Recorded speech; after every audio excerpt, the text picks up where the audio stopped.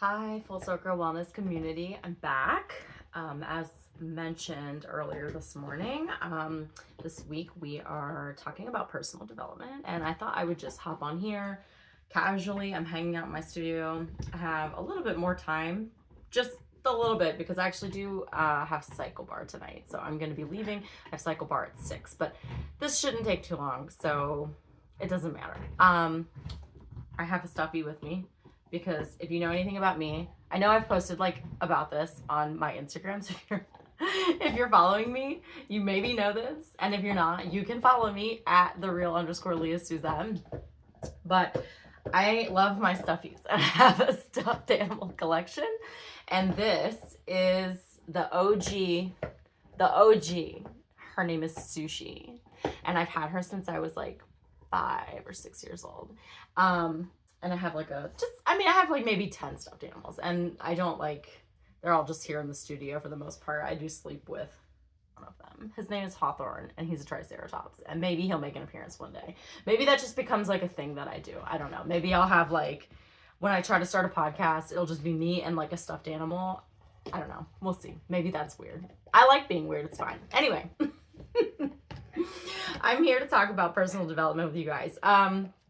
So that's the theme of this week. If you saw the newsletter, if you got the newsletter, or you just saw it on the discussion, I started to kind of dive in and sort of explain how personal development, at least the way I see it, is kind of an umbrella term. There's a whole sort of business community and a sector of people writing books, people doing podcasts that are all under the sort of health and wellness, personal development umbrella. And that is so my jam. I listen to several health and wellness, personal development podcasts. I don't know if you saw the newsletter. Rachel Hollis is actually one of my absolute favorites. I think in terms of the personal development world, she is top tier, along with people like Tony Robbins, Dean Graziosi, Gabrielle Bernstein. It's just if you're kind of checking those people out, they really have amazing things to say in terms of health, wellness, mindset in particular. That is a huge key to any kind of personal development, is mindset. That's why I always say at the end of my posts or the end of my videos, believe that you can and you will, because belief is it's really the core of everything personal development related.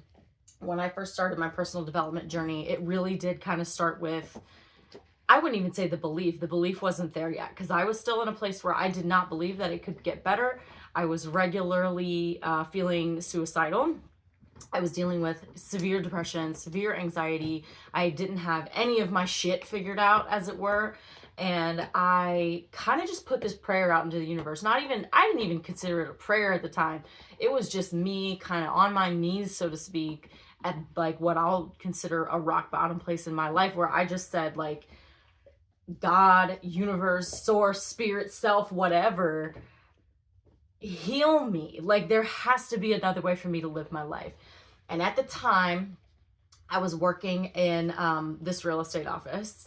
And if you know me or you know anything about me, I am an artist. I'm a creative person. I went to art school. I have been creating and making things my entire life. So for me to graduate art school and then just be fuck it, I'm just going to get a regular job in corporate real estate, it is, that kind of explains itself. So I think, let me see how I want to word this. When you're shoving yourself into sort of this idea of what society needs you to be, right? Just get a job, right? Just get a job. It's a corporate job. It was a good job. They had great benefits, but it wasn't me.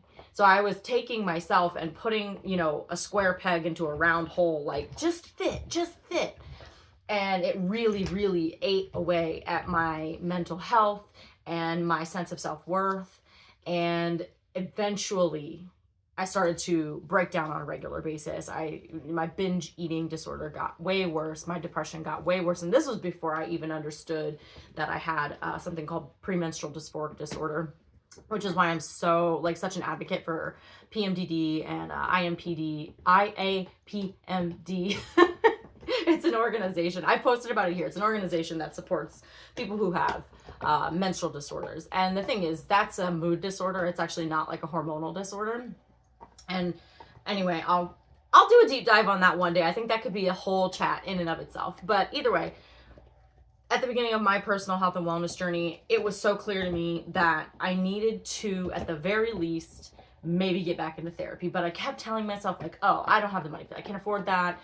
And if you, I don't know about your insurance or if you have insurance, but seriously, most insurances, they want to cover like 6 visits. And I'm like, you do not heal trauma in 6 visits with a therapist. I was in therapy for a year and a half healing trauma. Like, before my therapist was like, you know what, I feel like you're good. Let's discharge. And if you need help, come back. Okay. So like, this is not, you do not, I don't understand this society and kind of the way that we don't want to treat mental health the way that we treat things like physical health. It's like you break a leg, you go to the hospital. Yes, I have done that. You break a leg, you go to the hospital, you get it fixed.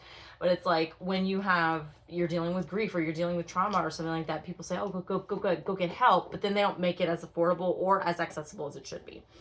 All that to say, when I first sort of kind of put that prayer out into the universe that like, God, there has to be another way, I started working on my artwork again. And that actually came out of this thing that came my way. I encountered this woman online. Her name was Belbon McCaffrey. She's a wonderful person. I would totally recommend you check her out if this sounds like, as I talk about it, if this sounds like something that's like, oh man, like I would check that out. Definitely check it out. She owns a company and runs a business called Work Bigger. And at the time, I thought that my sort of issues, so to speak, were more focused on like my career. I was like, oh, well, I'm in the wrong career. And that's the problem. Like, I wasn't even on the train of like, let's heal trauma. It was like, let's find a different job, which of course is not always the solution to every problem, right? When there's deeper shit going on, you have to go internally and figure that deeper shit out because another job is not going to solve the problem. But it was one of the first things that came my way. And I just reached for the opportunity. I was like, I'm going to do this. And it was at the time, it's totally different now, but at the time it was this like 8-week program where we went through like on a weekly basis and sort of rediscovered like our purpose in terms of what is the mission that you have as a person here on this planet, because the thing is, her whole thing was like, if you're looking for work, don't tie yourself to a company, don't tie yourself to a job role, don't tie yourself to sort of external tangible things, tie yourself to an internal mission that you're driven by. And so it was all about sort of figuring out that mission for yourself. And I can't remember like word for word what my mission was, I'll be honest with you, because it has slightly changed over the years, but it was something along the lines of like creating experiences for people, bringing people together, creating community. And I guess really I'm doing that now, or at least I'm trying to do that now here with you guys, here with Full Circle Wellness. But at the time it was, I kept thinking of it totally differently. But that was sort of the beginning. And I had a coach who kind of told me and sort of talked me back into like, can you put the artist cape back on, is what we kept saying. Like, why would you abandon this person that you are and stop creating just because it doesn't fit, right? And you can't like make a job with that. And at the time, I had no concept of like getting into a creative career. I just thought, if I couldn't be fucking Van Gogh or Andy Warhol, that was just the end of my life, right? So I got back in my studio. That was really the first thing that I did. And I had this art piece that I call Body Heal Thyself. It's out there on the internet somewhere. I'm not really here to talk about my art, but I am an artist. I do paint and I do draw and like I do all kinds of creative work. And actually that is my 9 to 5. I'm a graphic designer in my day job, and it's fine. I feel like sort of fuel myself with creative work, not necessarily my day job, but when I need like spiritual guidance and I really just need to come back to myself, getting into my studio, getting out my paint, drawing something, creating something, that is absolutely the way that I come back to myself. And it's completely a spiritual practice for me now.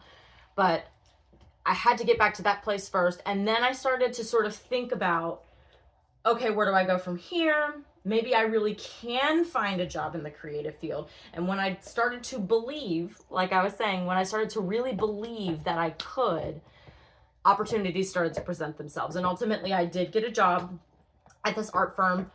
The boss was crazy. I lasted for a year. Think Devil Wears Prada and you've like nailed it, except it wasn't the fashion industry. It was like an art consultancy. So I did that. And then I got the job that I have now. And it was, I say it's actually a really fantastic job. It's a small company. I love my bosses. You know, it supports my lifestyle. It pays my bills. But I am getting a little burnout. And I think that can happen to anybody when you just kind of like do the same thing over and over again. And it's like my heart just isn't in it the way that it was before. But it's, you know, it's my zone of excellence. I'm good at it and it pays my bills. So, and my heart is in this though, in this community and in doing some kind of work that involves personal development and helping other people in their personal development journeys, in their healing journeys. And I don't know what that's going to look like, but I'm just sort of feeling into that every single day, which is exactly what we're doing right here, right now. And again, I'm just kind of hanging out, talking about it. We're doing this podcast style. I don't even know if this whole video is going to post to Facebook. We'll find out. I don't see why not. Maybe. We'll see. But all of that to say, when it comes to personal development, I think it really starts with this belief that you can and a real desire to want it. Like, you have to be willing. And I've said this actually on my Instagram feed before. I want to say I did like a post about it. You have got to be willing to let the old version of you die to become someone new, because you cannot be two people at once. I had to sort of be willing to go into the cocoon and come out as the butterfly, so to speak. It's like you have to be willing to truly make that change and like transmorph into somebody completely different. The new version of me, I take care of my body. I work out 7 days a week. I don't really eat sugar. I don't even drink anymore. I used to be a huge stoner, you guys. I don't even smoke anymore, although no judgment to that. I would totally smoke if I, you know, I loved it. I still love it. Like, I just don't do it. But like, I'll be honest with you, it is something that I'm still kind of like, damn, I miss that a little bit. Like, I really loved that culture, but it just doesn't serve me anymore. And I had to sort of recognize that that version of me had to die, so to speak, for me to elevate myself into like a new version of myself. So I don't smoke anymore. I don't drink anymore. I lead a sober life. And it's like, that version of me is gone. That old version of me is really gone. And I think sometimes that there's a grieving process there. I think sometimes when you're really trying to develop and change, that's something you've got to be like ready for on a really like a, you know, an emotional scale to transcend and transform and do things like that. So back to kind of 2017-ish, actually my aunt happened to give me this book, Girl Wash Your Face. I got my boobies here. She's here with me. Yes, ma'am. This is Ella. Hi. Mwah. This is my baby. This is my child. My child is a dog. Yes, yes, yes. Okay, we're trying to do a film. You're in the film. Can I have a paw? Give me paw? Give me skin? You're trying to make me look bad. You give me skin? You don't want to give me skin. That's okay. Mwah. That's okay. Don't. What was I saying? I got very involved with Ella real quick. Girl Wash Your Face. So I had gotten a copy of Girl Wash Your Face from my aunt. She just kind of was like, oh, this book looked good. I thought I'd give it to you. And little did she know that was going to be like the beginning of something really big for me.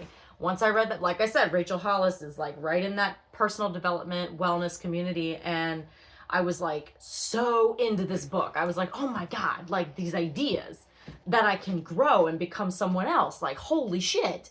So I started there. That led me to her podcast. That led me to other books. That led me to Gabby Bernstein, Tony Robbins. Like, Tony Robbins led me to Dean Graziosi. Like, all of these different teachers, Joe Dispenza, Wayne Dyer. Like, I talk about these people, and feel free to look them up. Actually, I highly recommend looking up any of these names.